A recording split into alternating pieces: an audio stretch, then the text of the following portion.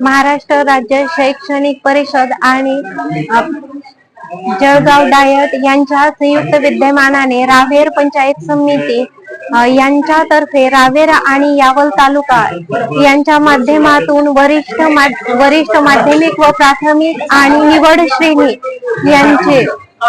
यांचे सावदा येथील स्वामी नारायण गुरुकुल या स्कूल मध्ये यांचं प्रशिक्षण सुरू आहे। तरी या प्रशिक्षणासाठी एकूण 150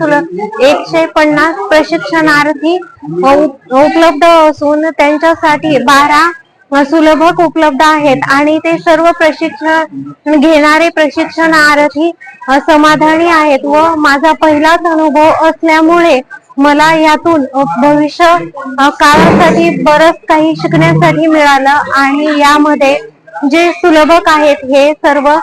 उत्साही असून त्यांच्यामुळे इतर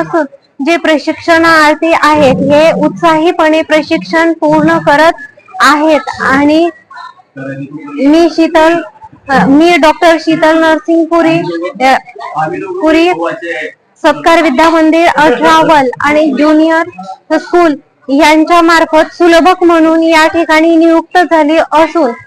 मी ही समाधानी आहे।